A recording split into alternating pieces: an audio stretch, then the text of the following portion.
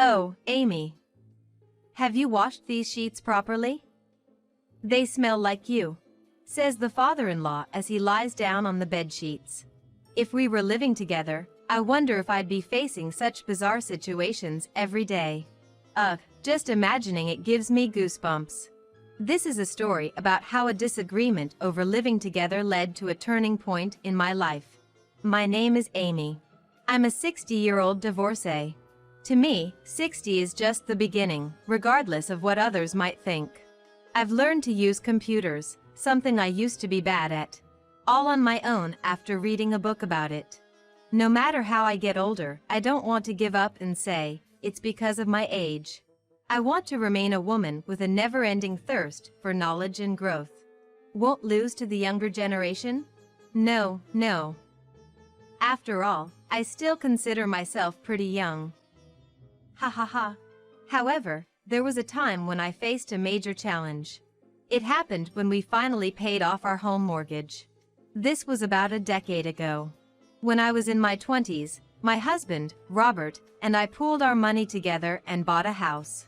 We were finally seeing the end of our mortgage payments. My husband asked, "What do you think about living together?" "What do you mean by living together?" "You know what I mean, living with my parents." "I've told you before, it might be difficult." "Why?" "Your mother doesn't think highly of me." "Living together would be hard for both of us. It's better to stay as it is now." "We won't know unless we try, right? Once we start living together, it's going to be hard to stop." "You always avoid challenges." "Challenge?" After getting married, my husband often brought up, "What do you think about living together with my parents?" Before we got married, he was firmly against living with them. That's why I felt secure. And yet, after we got married, my husband gradually and sneakily started to shift to the opinion that living together would be nice. What a fraud. I later learned that his mother had made him guilt-tripping, saying, "Aren't you worried about leaving your aging parents alone in their old age?" Somewhere along the line, a sense of responsibility grew in him, thinking that living together was a way of being dutiful as a son. I wished he felt refusing to live with them was his duty as a husband. I get that parents are important, but I've told him countless times that his mother and I don't get along. As a result of holding back my frustrations and my husband's lack of consideration, our relationship began to deteriorate. But he didn't seem to care. As we were close to finishing our mortgage payments and the remaining loan was decreasing, his requests to live together intensified. I had been dismissing his talk until now, but this was alarming. I started feeling a real sense of crisis. Then one day, the doorbell rang, and when I went to answer, I was shocked. "We're here." With a big smile on her face, my mother-in-law and father-in-law stood there. It was 7 a.m. on a Sunday. The morning light illuminated their smiling faces, making them look divine. Nope. That was definitely not indeed. Unexpectedly, as I stood there in shock at their sudden visit, my husband came from behind, greeted his parents with "Welcome back," and urged them to come inside. Huh? Welcome back? Wait, welcome back? When you visit someone's home, isn't it "Excuse us for the sudden visit"? And isn't the host supposed to say welcome? Then suddenly, I remembered my husband's oft-repeated phrase, "What about living with my parents, huh?" Oh no. I was confused, but I followed my husband and in-laws back into the house. As soon as I entered, I noticed my mother-in-law closely inspecting our dish cabinet. I couldn't help but ask, "What are you doing?" "Oh, there are quite a few scratches here. It seems wasteful to replace them." "Amy, aren't you a bit careless? You should take better care of things." "What?" "I'm the one who bought those." I took a closer look at the dishes she was scrutinizing, but I couldn't see any scratches. Maybe to her aging eyes, the wood grain looked like scratches. But I couldn't see anything amiss, even with my own aging eyes. But my mother-in-law had always had a knack for picking out little things to criticize me for.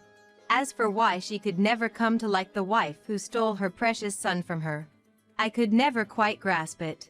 Regardless, I brushed off her usual nitpicking. Suddenly, I realized I didn't see my father-in-law. At the same moment, I heard noises from the second floor. With a bad feeling and a sense of impending dread, I went upstairs, only to find my father-in-law sprawled out on not my husband's, but my bed. And he was face down. Startled, I screamed, "Oh, Amy. Did you wash these sheets properly? I can smell your scent. No way. No way. No way. That's really inappropriate. Please refrain from such behavior." In that instant, the words that came out of my mouth were quite harsh, without any sugarcoating. What's with the attitude? You're just a daughter-in-law. Being a daughter-in-law has nothing to do with this. Why are you smelling someone else's bed? I was just checking if they were properly cleaned. There's no need for that. There it is. As someone who will live here, I need to check these things. What? What are you talking about? It's worrisome thinking of living with such a disrespectful daughter-in-law. Living together. As my father-in-law uttered those unexpected words, my husband and mother-in-law appeared behind me. My husband said, "I thought I heard some noise, so you're here. Your father just mentioned living together. What's that about?" Exactly what it sounds like. What do you mean exactly? We're finishing up the house loan this month, right? Yes, but... So, I've decided that we'll live here with my parents. What? Why would you decide that on your own? I've been asking you about it for a long time, haven't I? I've told you, I don't want to live with someone who smells people's beds. Did you say that? I can't believe this man. Suddenly, I felt my hands clenching into tight fists. Whether you like it or not doesn't matter. Once the mortgage is paid, you've served your purpose to us, she said with a smirk. What? I repeated the question. That's right. You're no longer needed. Get out. With that, my father-in-law made a shooing gesture towards me, similar to shooing away a dog, and flashed a sinister grin. I see. To my in-laws, it seems I haven't been a daughter-in-law for a long time, but rather a wallet to pay off the mortgage. My husband's income alone isn't very reassuring, and having two earners is ideal for quickly paying off a new house. The reason my mother-in-law, who values her precious son, tolerated our marriage and persisted in wanting to live together for so many years was probably to do something like this in the end. Once the mortgage is paid off, she can live with her beloved son again. In my mother-in-law's future plans, if I was there, she'd probably exploit me. And if I wasn't, she'd think she served her purpose, so it's okay.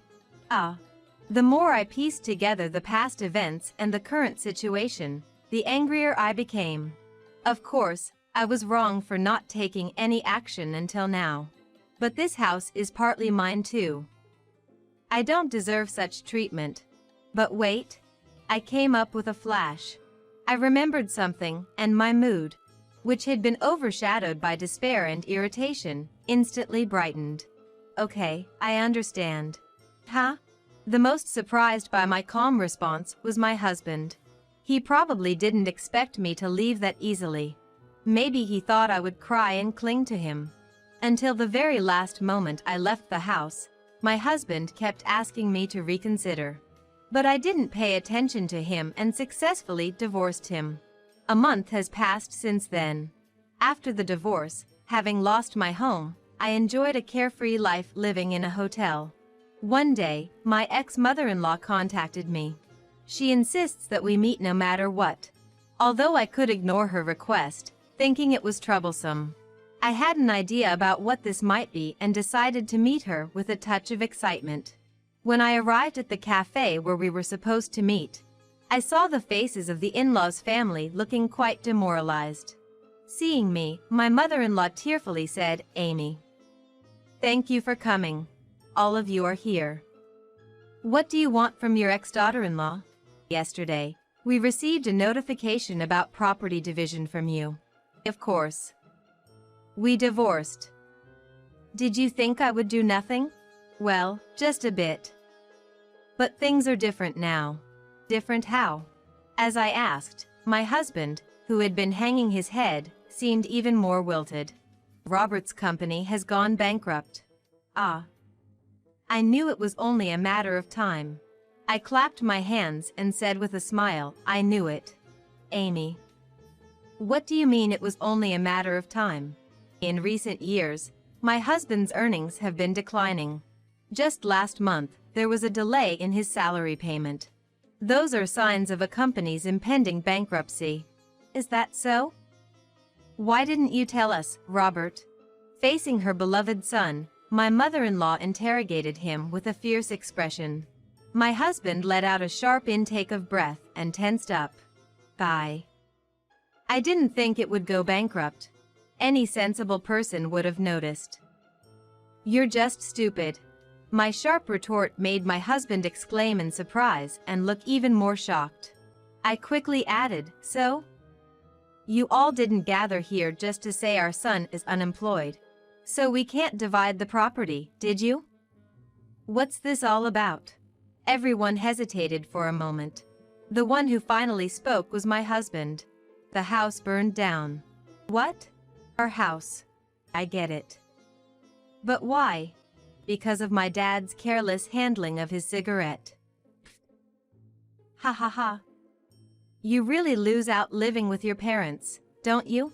I couldn't help myself but burst out laughing. To be honest, I had imagined that my husband would become unemployed. When we divorced, I thought, I don't want to support a selfish, unemployed husband. If we lived together, only the elderly parents on their pension would suffer. I might even be made to care for them. That's why I thought the divorce was a good deal for me. But I never expected that our house would have been burnt down because of my father-in-law. This story sounds interesting to share. I felt a mischievous spirit from my childhood come alive. Ah, that was funny. Sorry. But yeah, that's tough. My folks also let go of our family home, so we don't even have a place to live now. I don't know where to start. So you've really become a homeless and unemployed man. Can you please stop saying it like that? I'm living in a hotel now too, so I'm technically homeless as well. But I did buy a house, so I'll be moving out of that situation soon. What? At my words I bought a house, everyone perked up. Keep getting hooked on it. You know the high-rise condo near the station, right? I'm going to live there soon. A high-rise condo. Both my in-laws and my husband's eyes changed instantly. I guess high-rise condos are still something people envy. For me, it wasn't that I wanted a high-rise condo. But after getting divorced and becoming an older single woman, I wanted to live securely. I wasn't even interested in the view. I had heard that waiting for the elevator on high floors was stressful, so I just chose a lower floor. We want to live there too. Can we live with you, Amy? Please?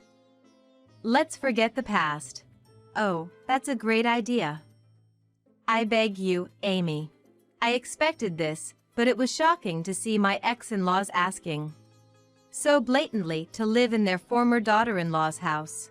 Their audacity was mind-boggling. I wondered if my father-in-law might even set a high-rise condo on fire. I would like to help, but after all, to all of you, I was just a wallet to pay off the mortgage. When I spoke in a sarcastic tone, my in-laws hastily responded, No. That's not true, and began to overly praise me. We've always admired your housekeeping skills. The house becomes lively when you're around.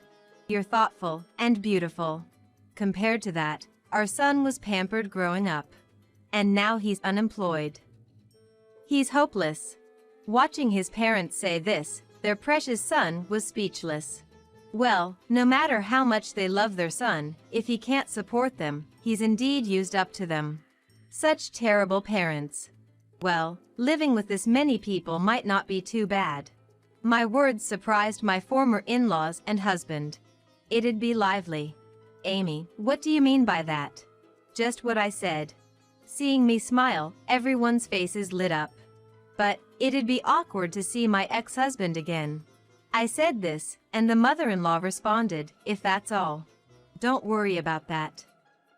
We don't have to let Robert live at Amy's house. Huh? My ex-mother-in-law laughed, but said firmly, and my ex-husband couldn't hide his surprise. Even the father-in-law chimed in, "That's right, Robert, you should live somewhere else. We'll be taken care of by Amy." Wait, Dad, Mom, why only me? Because we have a pension and can at least pay Amy for meals. But you can't pay anything. I was about to say, you only intend to pay for meals when you're imposing high-rise condo payments on me? But I kept silent and chose to watch the parent-child split unfold, just as I had planned. Come, a foolish moneymonger, dance in the palm of my hand. If you guys have a pension, then why don't you rent your place by yourselves? How can we afford that when you're unemployed and broke? What if something happens to us in our old age? What old age? You're already there, you old geezer. How rude. We're still young. If you're so young, why don't you work and save money for the future? I can't even take a bath in my current situation, let alone go to a job interview. You could bathe in a river. Why are you always thinking about only yourself? What? Don't tell people what you can't do. You, the old failure who set our house on fire. Who's the real failure here, you jobless son? We don't need you anymore. We're cutting ties. Fine by me. Ignoring your son like that. In front of that exchange, the mother-in-law tried to calm the situation by saying, "Hey, are you serious?" to the father-in-law. However, the husband's words seemed to have truly angered my father-in-law, and he showed no signs of retracting the estrangement. On the contrary, he even jokingly said to me, "Your room will become more spacious," with a smile. He seems completely intent on burning the high-rise condo. No, it's not that. He fully intends to live in someone else's house. Are you misunderstanding something? Huh? With a bright smile, I asked, and everyone turned to me, startled. The size of the room hasn't changed from the beginning, right? I never said I wanted to live with you all. What do you mean, Amy? What I mean is, I only mentioned that living with this many people would be lively.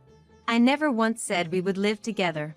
At that moment, the mother-in-law exclaimed, "But that was the impression you gave.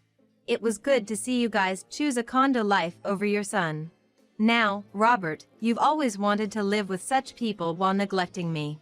Don't you realize how absurd your proposal was? Haven't you woken up even after our house burned down?" As I questioned with a hint of sternness, Robert glared at his parents. Amy's right. I thought taking care of my parents was filial piety. But it seems they never cared about me in the first place. Wait, Robert. Robert, I was wrong. I'll take back the disownment. So you just want to rely on your son again, since you can't live with me? No, that's not it. Really? You seem quite flustered, don't you? Watching my playful teasing and the flustered father-in-law, Robert's temper began to flare up. I don't want parents like you either. Disownment is fine. As the parents desperately tried to plead with him, Robert had none of it. Instead, he turned to me and said, "Thanks to you, Amy. I really want to start over." Really? Are you serious? I am serious. You did all this because you care about me and wanted me to wake up, didn't you? Ha ha ha. Stop it, such a naive idea. Huh? All I thought was it would be funny if, after being so chummy with your parents and wanting to live together, abandoning your wife, you'd end up clashing with them. Wah. From now on, I only see you as a means to asset division. Wait, asset division?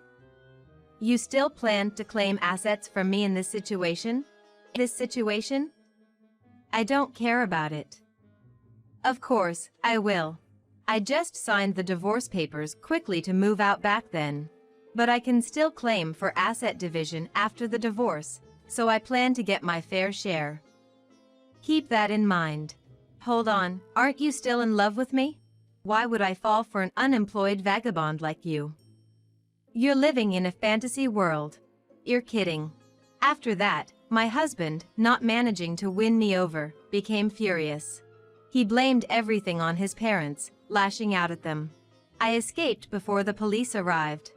Following that, just as I declared, I took a substantial chunk in the asset division. To be honest, it wasn't a huge amount, but finally, all ties with my husband were severed. My unemployed husband's savings took a hit due to the asset division. And without any ties to his parents, he seemed to struggle. He did odd jobs, stayed in cheap inns, and sometimes slept in parks, leading a drifter's life. Given his age, he couldn't find stable employment and lived almost like a vagabond.